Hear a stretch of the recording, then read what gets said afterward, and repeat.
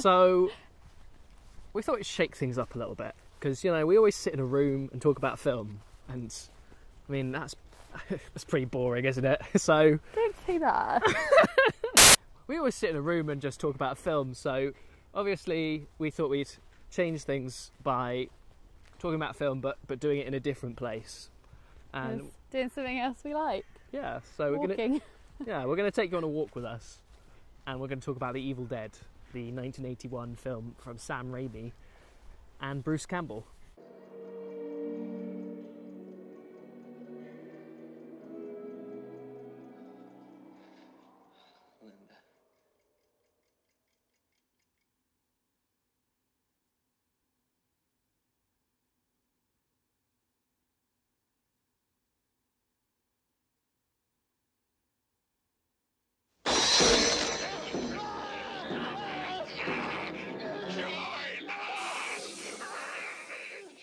Yeah, I did just hear a golf ball get hit again. I think we're aiming towards the golf course.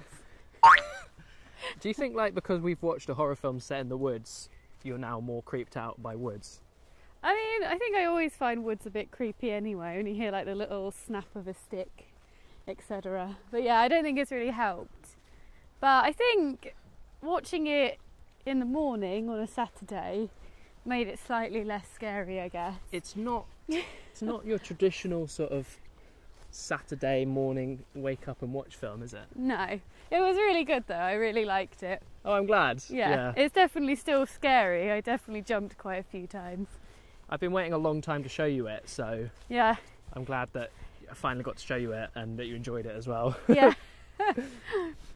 I thought it was really well filmed and sort of directed really nicely. I think there's a lot of like really interesting shots used. It seemed very careful and thought out. Yeah. What they were doing is obviously in a very contained area, like a very small cabin. Yeah. But yeah, it really felt like that.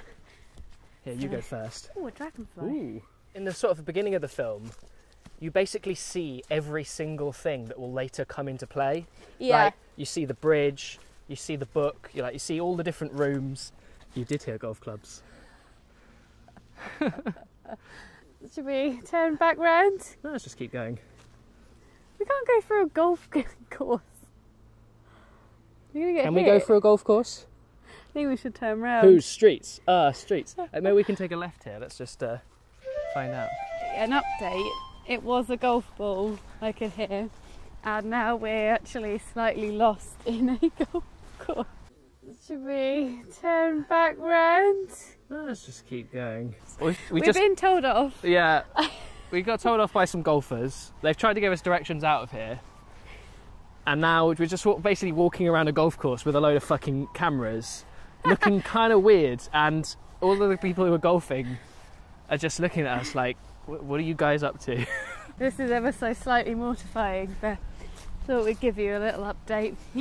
I think we're about to probably bump into some more golfers in a minute. Once we get through it though, we're going to really take Evil Dead to task, and you guys are going to be impressed by our thoughtful analysis.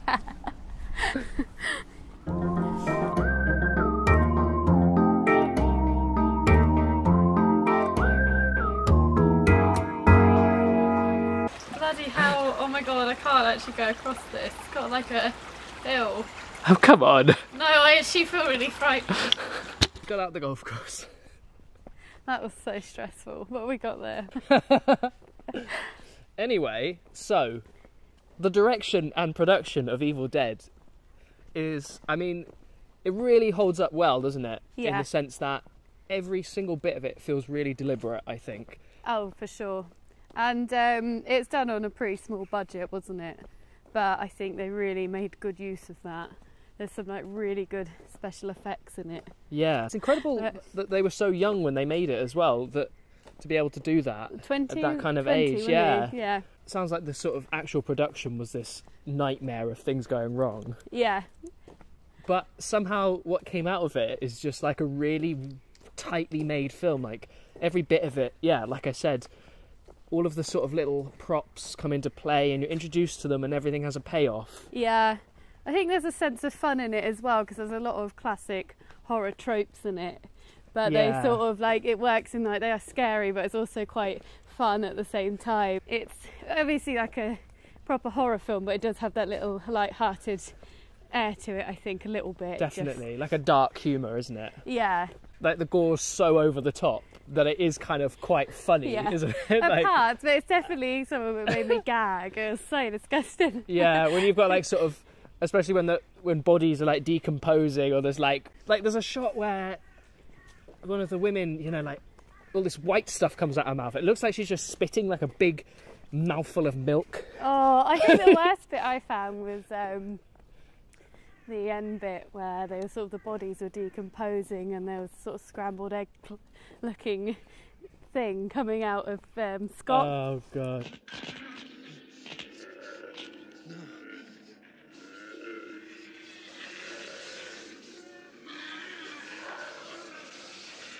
So were there any bits of it that you didn't like, or that, you know, you think didn't work for the film? I'd probably say that once they were, what do you call them? Not zombies, kind of. They were sort of like thing. Possessed. I don't know. I can't remember. It's some kind of weird possession thing, isn't it? Demons. Yeah, I think they were a little bit too silly, almost. Ashley's girlfriend in it, Linda? I want to say Linda. Linda. She was fucking annoying. Like, she got the laughing and stuff. Yeah. I mean, it was kind of creepy, but I think it just was a little bit too long. But I do kind of get what they were doing with that, I guess, because she didn't look quite as possessed as the other ones, but I guess that's probably more because that's his girlfriend, and they were trying to play with that, weren't they? I think like the demon was playing with it, wasn't it? Yeah, it was trying to make him doubt and feel bad about, you know, killing her, even though obviously he kind of needed to kill her because she was trying to eat him.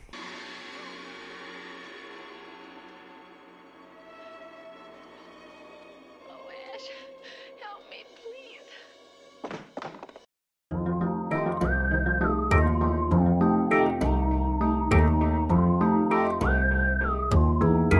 My camera's bigger than yours.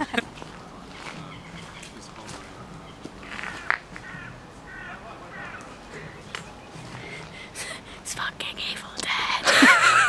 So you can see, like, there's a lot of other films have been influenced by it as well. You can think of a lot of scenes which seemed that it probably, you know, influenced or paying homage in some way to some of the stuff that goes on in this. Yeah. Because there's a film called Cabin in the Woods. Yeah. Which is sort of like... I've seen that.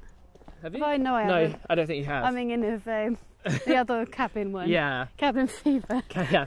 No, this is quite different. The same. Yeah. We can go down that way. That looks good. Cabin in the Woods is like, it's like a sort of, not exactly a spoof or a parody, but it's like, it sets up basically the same setup as Evil Dead. Yeah. But it like plays with that idea in a sort of postmodern twist. Yeah. I think it's written by Joss Whedon. Yeah. And yeah, we should watch that maybe sometime. Yeah.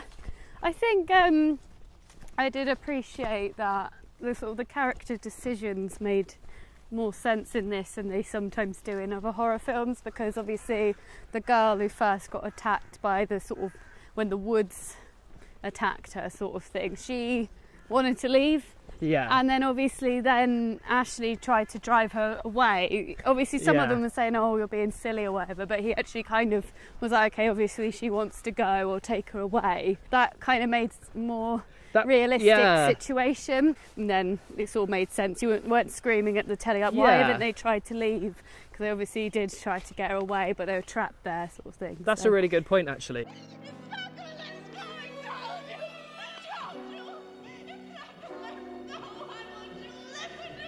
Because, you know, in a horror film like this, you don't need it to be totally realistic, because obviously demons don't exist and stuff, but you just need it to, like, you know, connect the dots so that you're not thinking about it too much. Yeah. Like, people just need to act in a... It's really frustrating when you're screaming at the screen like, why the fuck did you do that? Yeah. That's a classic horror film thing, isn't it? Yeah. And this film, yeah, I think it's... I wouldn't say that the acting and the characters are, like, the best thing about it. The stupidest thing I ever heard of. Jesus. Oh no, it's definitely sort of B-movie standard, isn't it? Yeah. They're amateur actors, and And yeah, I mean, it's not like the best acting, but it kind of, I feel like that sort of adds to the sort of overall charm of it and why it's sort of more of a cult classic than a sort of Oscar winning film. What's that guy doing? I think he's flying a drone. I could see it a while back. It looked Crazy. like a bird with red eyes. Do you I think was like, he's filming us? That is like literally the future we're living in right now. You go for a walk in the woods and there's just a fucking drone.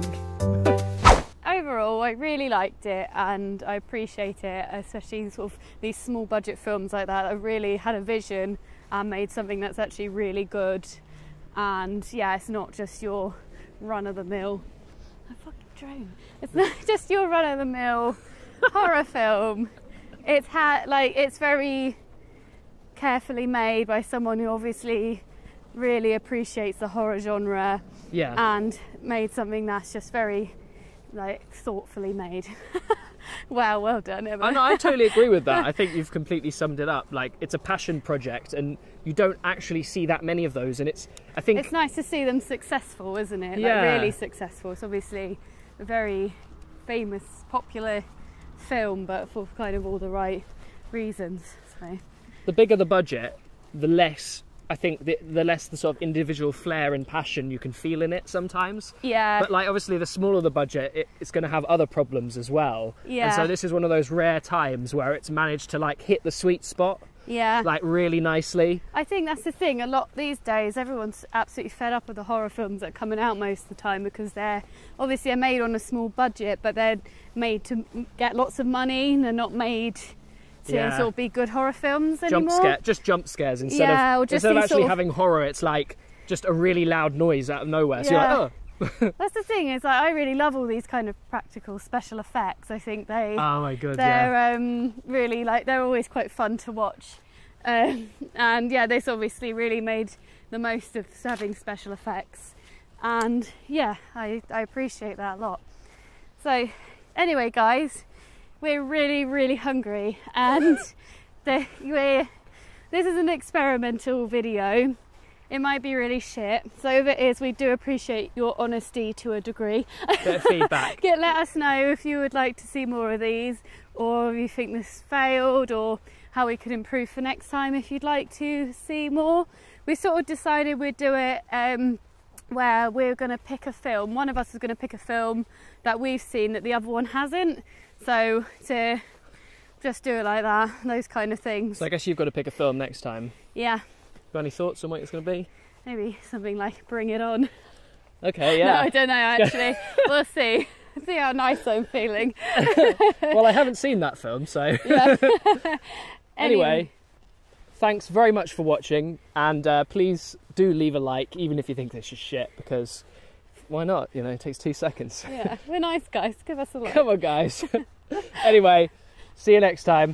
Bye. Bye.